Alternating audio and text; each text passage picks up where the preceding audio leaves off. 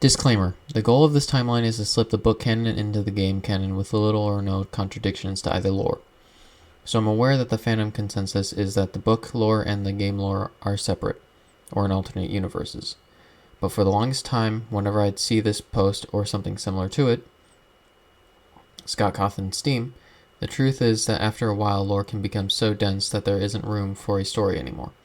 Another truth is that what makes for a good game doesn't necessarily make for a good book. Sometimes a timeline gets so full that the only way to tell a real story is have the story set in a different timeline, an alternate universe, a different location, or perhaps from a vantage point that isn't entirely what it appears to be. I always thought, why so vague? Then it clicked. What if the reason it's so vague is because to fit the book's Silver Eyes Twisted One's fourth closet into the game lore, you had to move around events that were already established. So that's what I did. I'll be using information from the first 7 games, including FNaF World, and the first 3 books to make up the timeline. I'm currently reading some of the other books, so I will progressively add them as I go along.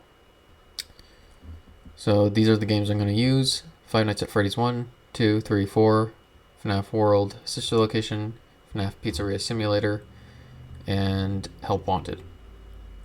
Then the 3 books, The Silver Eyes, The Twisted Ones, The Fourth Closet. I'm going to leave out UCN and AR just because I think they fit into different parts that I'm not going to get to yet. Or I'm leaving them out right now. 1970. So to start off with a nice even date that is also well away from other events on the timeline, in 1970, 2 Fredbear family diners were opened with 2 co-owners to the company name, Henry Emily and William Afton. Henry Emily overseeing the establishment in the image to the left, and William overseeing the establishment to the image to the right. How do I know they are separate? Well, in Five Nights at Freddy's Silver Eyes, page 155, it was a single story with a dark roof and weather-beaten walls. The place had once been painted red. Now, the image on the left has a red border, and other than the doors, the image on the right does not have red. 1972 or 1973. Skipping all the way to either 1972 or 1973, I'm not really sure which of these are correct, though it doesn't really affect this timeline much either way. How I got this number? Well, in the FNaF 1 game, Phone Guy says, the animatronic characters here do get a bit quirky at night. But do I blame them? No. If I were forced to sing those same stupid songs for 20 years and I never got a bath? So, when this location closes, it's pretty much speculated that it was around 1992 or 1993. So either one of those dates minus 20 equals 1972 or 1973. So the location from the first game, the FNaF 1 location, opens up introducing a set of pre-withered animatronics. For example, this image. Also, this would explain the buttons on the sprites of Freddy and Bonnie and Chica's top teeth. 1980. Then in Five Nights at Freddy's Silver Eyes, it is revealed that Henry Emily had 2 kids, twins, one named Charlotte/Charlie and one named Sammy. Then in Five Nights at Freddy's The Fourth Closet, on the last page, page 348, it gives a description of Charlie's tombstone. Beneath the telephone pole, the grass rolled with waves, brushing against the 2 stones that sat together in the setting sun. The first was Henry's. The other read, Beloved Daughter, Charlotte Emily, 1980 to 1983, placing her birth at 1980. And usually twins are born at the same time, so Sammy was born here as well. Then there's this image from FNaF World, which I assume are the twins and Henry, or since the middle figure seems to have a lopsided head, it might be the mother. That's not a jab at women, it's just because women usually have longer hair. So, yeah, moving on. 1982. Okay, so this is the year Henry Emily moved to a different house. Provided information in Five Nights at Freddy's Silver Eyes, page 257. We should have started with Sammy. We moved to the new house when I was 3. It's got to be 1982. And yes, this is important to the timeline, as this new house appears multiple times throughout the novels. The image below are from Midnight Motorist and Silver Eyes graphic novel. The houses Henry is moving from and to, mostly because this house in Midnight Motorist happens to be near a building that fits a description of Fredbear's family diner, the one that Henry oversees, an establishment that is one story, has red walls, and a dark roof. 1983. Now, probably the most eventful year in the timeline. Starting off, Charlie Emily is killed. FNaF The Fourth Closet, page 348, beneath the telephone pole. The grass rolled with waves, brushing against the two stones that sat together in the setting sun. The first was Henry's, the other red beloved daughter, Charlotte Emily, 1980 to 1983. She's also the first kid to be killed as well, cause another line in FNaF Silver Eyes mentions William Afton's almost hesitant state while choosing who to kill between Sammy and Charlie. Page 160. There was a figure at the door. It looked like one of the costumes was standing on its own, but it was motionless. So still that Charlie wasn't sure what she was seeing.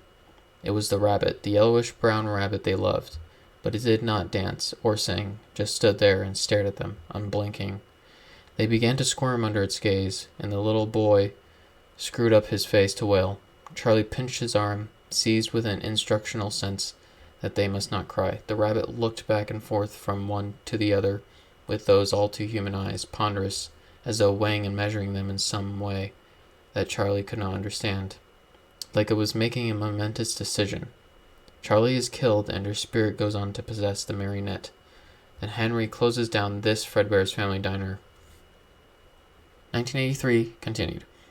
I don't know if this happens before or after the bite of 83, though Pigtail Girl from FNaF 4 mentions rumors about haunted animatronics.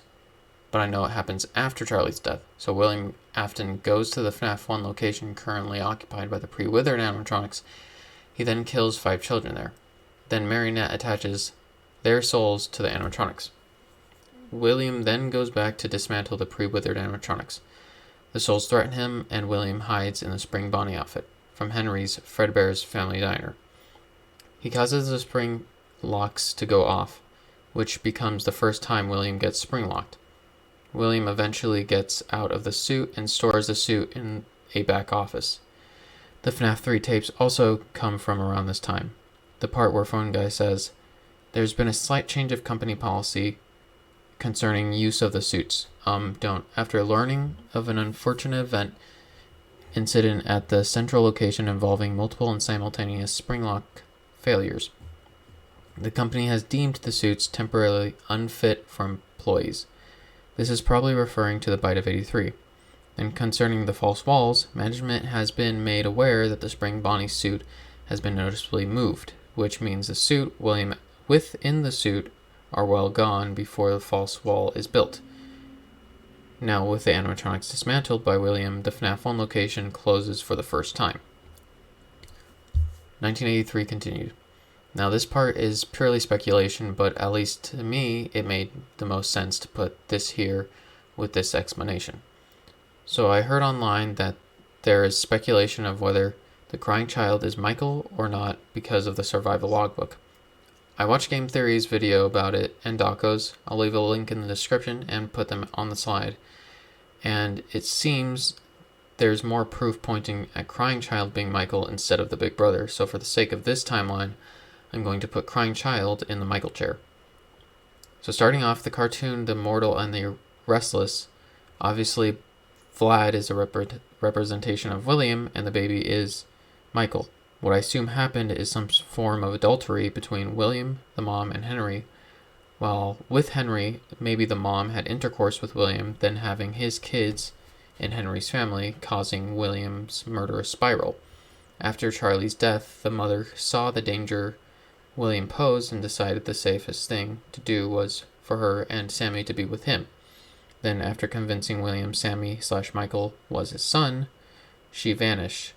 Then Sammy was renamed Michael. Sammy being Michael would explain why he's so distraught around his new family, and it would explain his uneasiness towards the yellow animatronics because he was there when Charlie was kidnapped and killed. Or crying child is Michael and has no relation to Sammy. Who knows? 1983 continued. Okay, so now the bite of 83. This happens in 1983 because of the TV that says 1983 and the code in the back room of sister location being 1983. So now Sammy/Michael is in William's care Henry then plants a Fredbear plush with a camera and radio in it to keep tabs on Sammy/Michael. 1983 continued. Sammy/Michael is eventually bitten by Fredbear and retains some brain damage. Then this Fredbear's family diner closes. William then ditches Sammy/Michael. Then Henry opts to take care of them and takes them to his old house. And again, Henry's old house is next to the building that fits the description of Fredbear's Family Diner. FNaF Silver Eyes, page 155. It was a single story with a dark roof and weather-beaten walls. The place had once been painted red. Since Fredbear's was closed down after Charlie's death, another company bought the building and named it Junior's. Also, the reason Henry would be turned away from Junior's is because his daughter died at his restaurant. Maybe some people are suspicious of him. Then Junior's closed down before the Silver Eyes book takes place. 1983 continued. Now, within the care of Henry, Sammy/Michael is either kidnapped or lured by an animatronic built by William or William himself in a suit. Then Sammy/Michael is brought back to William's observatory rooms that are connected to Circus Baby's entertainment and rentals. The main gameplay of FNaF 4 happens after the minigame parts because of several items that are found next to the bed. 1983 continued. Sammy/Michael then dies and his spirit goes on to be represented by one of the Fredbear animatronics. Henry then says to Sammy/Michael that he will put him back together. Sometime after this, Henry creates a robot replacing Sammy/Michael, like he did for Charlie. I'll go into further explanation about Charlie Bot in a sec. But the Michael robot is made older than his living counterpart as he starts to work at some establishment soon after this. Michael Bot is then told about the pieces to put together Michael's spirit by Henry. 1983 continued. In a new house, Henry Emily, distraught over Charlie's death, decides to build 4 robots in replacement. Baby Charlie Bot was built with a broken heart. Child Charlie Bot was built in the depth of madness. Teen Charlie Bot was built with realization of sudden madness. Adult Charlie Bot was in the process of being built, but what was there was built with anger. From page 312 of The Fourth Closet. 1984. When Henry built the FNaF 1 animatronics, telling from a memory of Charlie's, which this memory seems more like a conscious memory than the ones pre-recorded for her, then even if they were recordings, it would still be a recording of Henry building these animatronics in late 1983 or early 1984. FNaF Silver Eyes, page 98, the figure in the middle was more clearly rendered. Its face was chiseled, its features distinct. It was clearly a bear, and a single metal beam stuck out from the top of its head as well.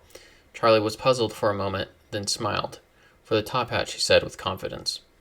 Fredbear from Henry's Fredbear Family Diner was stored there too. FNaF 1 reopens with these animatronics, excluding Spring Bonnie. 1985.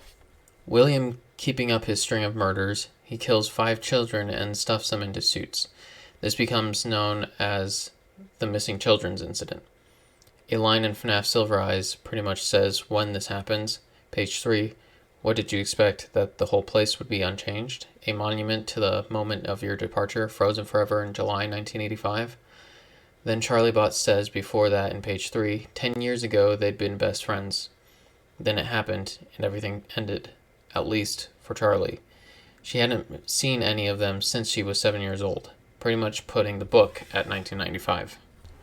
1985 continued. Another reason why Charlie left is because of Henry's suicide. Henry built a robot with a knife for her hand to take his life. William then goes on to build the Funtime animatronics and Baby as seen from the blueprints that have his name on it. With possible help from Henry/Deskman from FNaF World, who says, "But my mind isn't right. I've made something terrible. Her name is Baby." Circus Baby's Pizza World then opens and closes on the same day due to William Afton's daughter Elizabeth's death, and is covered up by an explanation of gas leaks. Though this could very well be placed in 1983, I just put it here since Henry mentions Baby before his suicide. Either that's in relation for a recent event, or it was purely just teasing the next game. 1987. Now, this is the year FNaF 2 takes place, but before your player goes to work there, William kills 5 more children who become attached to some of the animatronics there. The withered animatronics were brought here as well, but the toy animatronics were used as the main attraction. To explain why the withered animatronics aren't in pieces is because in FNaF 2, the phone guy mentions them intending to fix them but stopping, and leaving them in their unfinished state. FNaF 2, Night 2.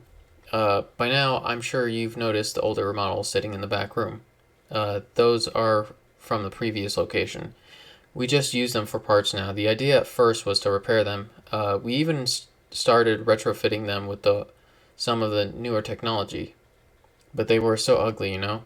The smell. So the company decided to go in a whole new direction and make them super kid-friendly. The new player, Jeremy Fitzgerald, works at FNaF 2 location for 6 nights before you move to the day shift. The previous day shift employee, most likely William, does something to cause the place to shut down. The night guard that takes Jeremy's place on night 7 is Fritz. Fritz gets fired probably because he was curious about the rumors going on about the restaurant, and after his shift was over, he inspected the animatronics, prompting his termination. 1988. Now, I don't really know where this part goes, I just know it happens after Freddy Fazbear's Pizza closing, and before Michael is hired in the FNaF 1 location. So I'm just going to put this here. Michael Bot comes in contact with William at some point and is told about babies, entertainment, and rentals. He gets a job there, ends up getting scooped, and used as a skin suit by Ennard. Then Ennard is removed, Michael Bot then regains control over his own body again. 1992 to 1993. Now, back at the FNaF 1 location, Michael takes up a job here under the alias Mike Schmidt. He works at Freddy Fazbear's Pizza for a week and is fired at the end for tampering with the animatronics, most likely related to Phone Guy's death that happened before this game takes place.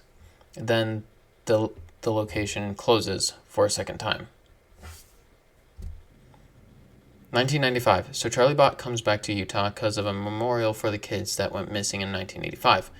Then Charlie Bot and some friends then go back to the abandoned Freddy Fazbear's Pizza, FNaF 1 location. They then find out Dave Miller / William Afton came back, retaining the scars from his last Springlock failure. William, while in a Spring Bonnie suit, kidnaps Charlie Bot's friend, Carlton. While Carlton was kidnapped, he was told what happened to the kids by Golden Freddy / Fredbear. Charlie Bot and friends go rescue Carlton and trigger the spring locks in William's suit to go off. 1996. Now, a storm in Utah hit Henry's home. Turns out Henry was storing a bunch of William's creations under his house, and some got out and others became the antagonists of some Fazbear Frights books. Anyways, Charlie Bot comes back to Utah in a year for college. William, still in the spring-locked suit, sends his twisted animatronics to kidnap Charlie Bot. They are successful and take her to the underground bunker. By bunker, I mean the underground storage that Henry had under his house. Anyways, some of Charlie Bot's friends enlist the FNaF 1 animatronics to help fight the twisted animatronics. They find the bunker, destroy the twisted animatronics along with several Balloon Boy clones, then everyone escapes, including Springtrap. Then the book is left off with a cliffhanger on whether Charlie Bot lived or not. 1996 to 1997. Okay, so now the fourth closet. I'm not going to give a full description, but I'm going to go over the important stuff. Then I'm going to go over the inconsistencies I ran into when trying to connect the books to the games. First off, this takes place 6 months after the Twisted Ones. Also, Circus Baby's Pizza is in this book, not to be confused with Circus Baby's Pizza World. So pretty much we find out Charlie Bot has 4 stages: baby, child, teen, and adult. The adult Charlie Bot was taken by William and he used it for his baby animatronic. After the events of Sister Location, we find Baby separated from the Ennard group back in her shell. She ends up with William, then presumably dies to Knifebot. Considering how much these animatronics have survived, I find that doubtful. And another thing, it seems Baby retained some kind of damage from Sister Location, because when she showed off her stomach claw, instead of staying suspended in air, it dropped to the floor. Then for the Funtime animatronics, Funtime Freddy in this book is now purple and white. Considering Funtime Freddy in the book is a very sound-based animatronic, I assume Ballora and Funtime Freddy had to share a shell. Then Funtime Foxy got its own shell, but now it can break apart into a Mangle-esque creature. By the end of the book, Funtime Freddy and Funtime Foxy are super damaged, so my best guess is that they combine again and become Molten Freddy. Now William Afton, it kind of seems he split himself into 3 different entities. So first of all, William created a Springtrap body double, which probably ended up at the FNaF 1 location after the end of this book. Then William also melted all the FNaF 1 animatronics together and put some of his organs in it. From what I can tell, the internet called it the amalgamation. I don't know what happened to the amalgamation, but now there's a metal mess with William's parts in it walking around. That doesn't sound right. Now the real William Afton is extremely crippled. He has no skin, is extremely skinny, and has opened wounds everywhere. Then he gets shoved into a furnace by amalgamation. After Charliebot and Baby's unlikely death, John, a love interest of Charliebot, looks into Knifebot's eyes, then does something weird. The 4th closet, page 336. He stared for a moment, his face growing hot. Then suddenly he turned away and doubled over, overcome with a wave of nausea. He dropped to his knees and retched, his ribs screaming protest as he heaved. But there was nothing to throw up. He gasped, trying to make it stop. But his stomach clenched and spasmed until he felt like he would be turned inside out. When at last it began to abate, John rested his forehead against the wall. His eyes watering, lightheaded, he got to his feet feeling as if years had passed. He did not look into the closet again. 'Cause that's no longer John. That's Henry and John. Part of Henry's soul was trapped in Knifebot, and John looked into his eyes, triggering some sort of mind meld. That pain in his stomach and the feeling of years past is Henry feeling the stab wound that killed him before years ago. 1996 to 97 continued. Okay, so the inconsistencies. Like I said, Baby is said to have died in the last book, but I find that to be very unlikely considering what other animatronics went through. Like, just to compare, this 7-foot animatronic was killed by this, most likely 6-foot animatronic. Also, I think they mentioned that the knife was like 4 foot, but it went through a doll and a person before it hit Baby. Then the animatronics that survived worse. For starters, the twisted ones were in a lake of gasoline and lit blaze. Then there was Funtime Foxy, who was essentially torn apart by 3 plush traps and lived. Then Funtime Freddy was grinded into a pulp by a carnival ride and still lived. So yeah, compared to what other animatronics went through, Baby's stab seems like a slap on the wrist. So for the sake of this timeline theory, I'm just gonna say she lived through it, or was fixed. Who knows? Then the next inconsistency, I couldn't really find a way around, was the fact that Elizabeth's death was different. Like, in the game, it was pretty much implied Baby killed Elizabeth in Circus Baby's Pizza World with a lot of people around. But in the book, it said that Elizabeth sneaks into William's lab at night and sees Baby, then dies. Which, from the way I look at it, timeline-wise, I imagine something like this. Elizabeth gets killed at Circus Baby's Pizza World, Elizabeth gets killed in a lab, and they both lead back to Circus Baby's Pizza World shut down, and sister location happens. So yeah, in my head, it kind of just circles around. Moving on. 2013. Okay, so FNaF 3 takes place here, and I know what you're thinking. FNaF 3 takes place 30 years after Freddy Fazbear's Pizza closes down. And you're not wrong, but I'm saying that it opens 30 years after Freddy Fazbear's Pizza closes the first time, in 1982 to 83, when the pre-withered animatronics were around, not the 1992 to 93 with the FNaF 1 animatronics, if that makes sense. So the Springtrap body double is found and brought here from the FNaF 1 location. Then Freddy Fazbear's Frights is burnt to the ground, while the crying child / Michael, not Michael, bot, maybe Sammy's soul is released, and Springtrap body double escapes. 2014. My best guess is either Carlton, who talked to Golden Freddy / Fredbear, or John, whose mind melded with Henry Emily, talked to a game developer, Scott Cawthon, about what happened, in an attempt to bring to light the incidents of the Fazbear Company. Then the rest was history. FNaF 1 came out, FNaF 2 came out, 2015, FNaF 3 came out and FNaF 4 came out. 2016, FNaF World was released. Okay, I put this here so it's well enough away from the events of FNaF 3, 2013, and takes place 1 year before Freddy Fazbear's Pizzeria Simulator is released. So, John/Henry opens a new pizza restaurant to lure Springtrap Body Double, now under the alias Scrap Trap, Baby, who is now Scrap Baby, Lefty, a robot bear made to capture the puppet, and Molten Freddy, which are the remains of Funtime Freddy, Funtime Foxy, and Ballora. Then Michael Bot takes a job there for a week. Then John/Henry turns up the heat, killing off all the mentioned characters, including himself. Then FNAF's sister location was released. Then 2017, Freddy Fazbear's Pizzeria Simulator was released. 2019, FNAF VR Help Wanted was released May 28th, 2019. Utilizing movement patterns copied off the animatronics to simulate how they would move in-game, in doing so released a virus that became a revitalization of Springtrap Body Double, Scrap Trap. Now named Glitch Trap then brainwashes a game tester named Vanny, who is speculated to be the antagonist of FNAF's Security Breach, which is also teased in Help Wanted. Hit my mic. 2021. And that's the Security Breach picture. And that's my timeline theory. With like 2 bumps, I think I'm satisfied with this. So for whatever future theories I make and whatever information I find out, I'm going to tack it on to this timeline.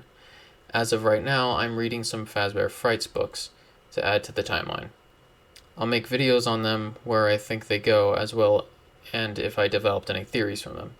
Later, after I've read through a couple, since this timeline is more event-based, I think I want to tack on in more detail where animatronics were, when animatronics were destroyed, and the placement of spirits possessing them.